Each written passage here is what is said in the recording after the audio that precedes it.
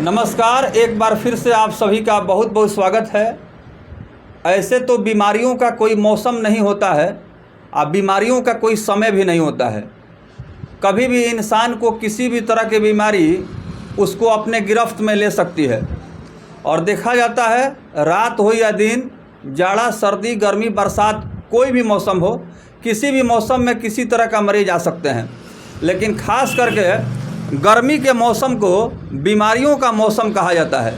और ऐसा माना जाता है कि यह ऐसा मौसम है जिसमें हमेशा स्वस्थ रहने वाला इंसान भी बीमार पड़ जाता है। क्योंकि आप देख रहे हैं कि तापमान बहुत तेज़ी से बढ़ रहा है और गर्मी के मौसम में पशु पक्षी जानवर इंसान सभी परेशान हैं। Doctor R Kumar general physician हैं और जनरल सर्जरी भी करते हैं। इनसे हम लोगों ने आज समय लिया, अपॉइंटमेंट लिया और डॉक्टर साहब ने हमारे इस अपॉइंटमेंट को स्वीकार कर लिया और आज अपना बहुमूल्य समय और सुझाव देने के लिए हमारे विशेष कार्यक्रम में शामिल हो रहे हैं। सरयां अख्तियार बड़हरिया बरौली रोड में मुख्य मार्ग पर डॉक्टर साहब बैठते हैं और यहाँ जहांगीर जी का बंगला है, बहुत मशहूर जगह है। तो डॉक्टर आर कुमार सर, आपका बहुत बहुत स्वागत है। गर्मी के मौसम में किस मरीज आपके पास आ रहे हैं? सबसे पहले मैं आपके चैनल के माध्यम से मैं आप लोगों को सबसे पहले आपके चैनल के माध्यम से मैं आप लोगों को सब किसी को मैं प्रणाम करता हूं और जो भी दर्शक लोग हैं मैं उन लोगों को भी नमन करता हूं। मैं आपको बताना चाहता हूं कि यहाँ ये जो सरयां अख्तियार गांव है, यहाँ सबसे पहले हमारे यहाँ इस गांव से गफूर चाचा मुख्यमंत्री बिहार के हुआ करते थे। अभी प्रेजेंट टाइम में नहीं है। जी जी जी। उन्हीं के नाम से ये गांव हाँ। प्रसिद्ध है। हाँ।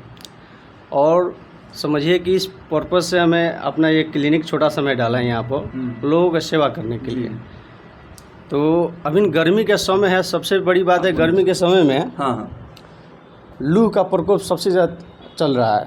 तो इसमें लू से बचने के लिए सबसे पहले आप लोग पानी के ज़्यादा मात्रा में सेवन करें और डिहाइड्रेट रहे अपने आप को, दूषित खाना ना खाएं, शुद्ध खाना खाएं, तेल मसाला कम सेवन करें, पानी ज़्यादा पिएं और पर्याप्त मात्रा में अपने आप को एक हवादार स्वच्छ जगह पर बैठें। सर, आपने कहा कि हवादार जगह हो तो क्या पूछना है, क्योंकि गर्मी के मौसम में सबसे ज़्यादा अगर आनंद आता है तो जो हवा हमारे बदन में लगती है, इससे हमारा शरीर जो है तरोताज़ा हो जाता है, एक अलग ताजगी का एहसास होता है। और आपने बिहार के पूर्व मुख्यमंत्री अब्दुल गफूर साहब का भी आपने चर्चा कर लिया जी जी इस इंटरव्यू में।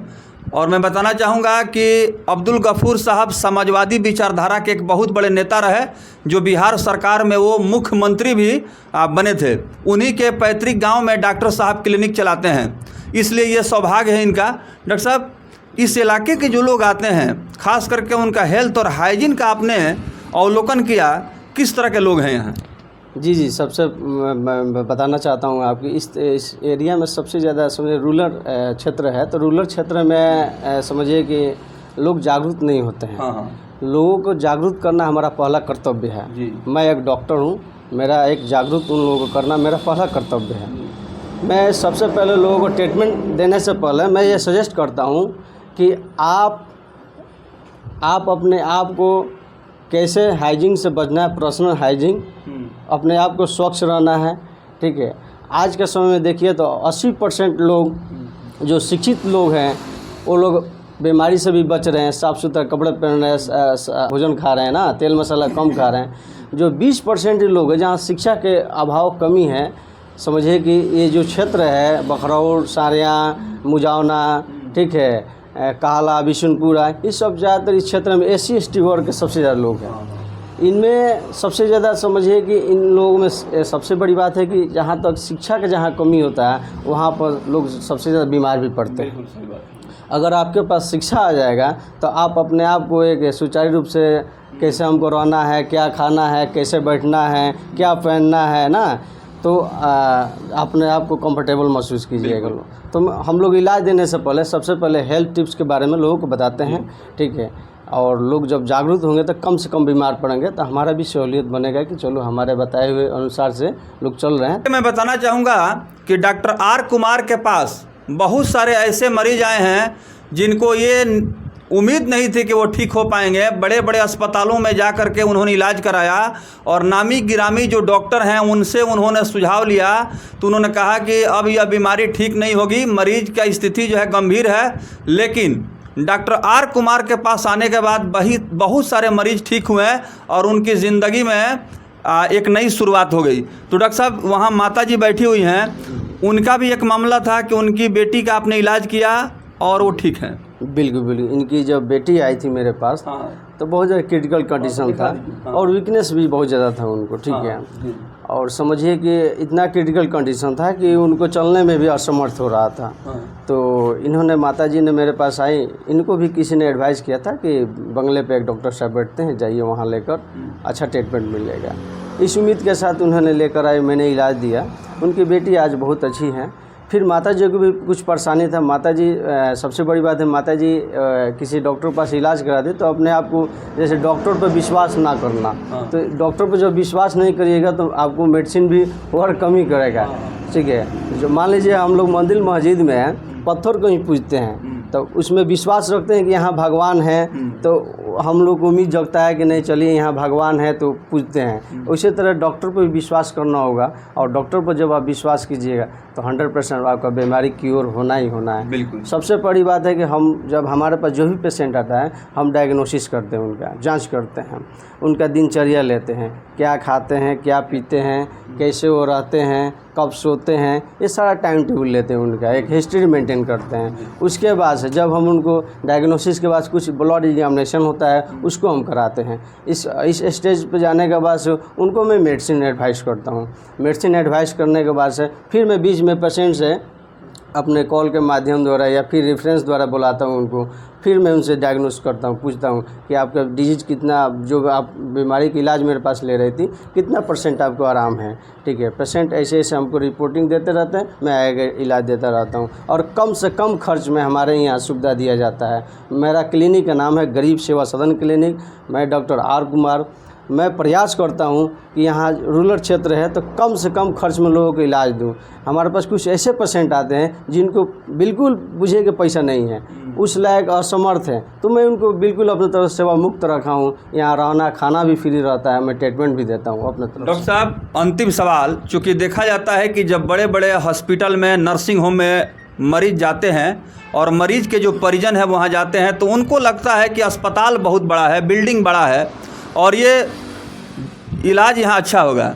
लेकिन वहीं देखा जाता है कि अगर छोटा सा कोई रूम ले करके एक बहुत ही जानकार डॉक्टर, जिसके पास अनुभव है, मेडिकल फील्ड का बहुत ज़्यादा उसके पास विद्वता है, लेकिन लोग उसको महत्व नहीं देते हैं। उसको ये समझते हैं कि ये डॉक्टर साहब से कुछ होने वाला नहीं है। आज जब बड़े अस्पताल में जाते हैं, बड़ा बड़ा बिल्डिंग को देखते हैं, तो उनको लगता है कि यहाँ बड़े बड़े डॉक्टर होंगे, बीमारी तुरंत ठीक हो जाएगी। तो ये भी एक मानसिकता है गाँव देहात में। इस मतलब मानसिकता से लोगों को कैसे निकाला जाए? बिल्कुल, सबसे बड़ी बात है कि देखिए, मैंने फर्स्ट ऑफ ऑल बोला कि आप पत्थर में विश्वास रखते हैं तो भगवान नज़र आते हैं, डॉक्टर में विश्वास रखें तो आपको बीमारी ठीक होगा। तो सबसे बड़ी बात है कि देखिए, शहरों में बड़े बड़े बिल्डिंग है डॉक्टर लोग का, तो वहाँ पर एज ए फैसिलिटी लोग समझते हैं कि फैसिलिटी होगा, सुविधा होगा। और देहात में लोग पूछते हैं कि डॉक्टर साहब बैठ गए हैं एक आला बीबी मशीन लेकर, इनके पास फैसिलिटी नहीं होगा। मैं कहना चाहता हूँ आप लोग कम से कम आए, डॉक्टर के उसके गुण के बारे में जाने समझें, क्या है डॉक्टर साहब क्या नहीं, ठीक है ना। और धीरे धीरे आप समझिए कि हम लोग भी फैसिलिटी ला रहे हैं। हम लोग चाहते हैं कि हमारे यहाँ जो पेशेंट आए वो शहर में ना जाए। आप एक डॉक्टर के पास जाते हैं शहर में, जैसे गोपालगंज, सिवान, छपरा, पटना, गोरखपुर दिखाने के लिए, तो आपका फुल डे टाइमिंग बर्बाद होता है। और ठीक है, हमारे यहाँ रूरल क्षेत्र में लोगों को क्या करना है कि अपना भी काम करना है, घर का भी काम करना है और डॉक्टर के पास भी दिखाना है, ठीक है। तो हम लोग प्रयास करते हैं कि फैसिलिटी ला रहे हैं। हमारे यहाँ ऑक्सीजन है, नेबुलाइजर है, पल्स ऑक्सीमीटर है सुविधा में, और समझिए कि हमारे यहाँ मॉनिटर भी है, सक्शन मशीन भी है। हम ऊपर भी अपने यहाँ सुविधा रखे हैं, ठीक है ना।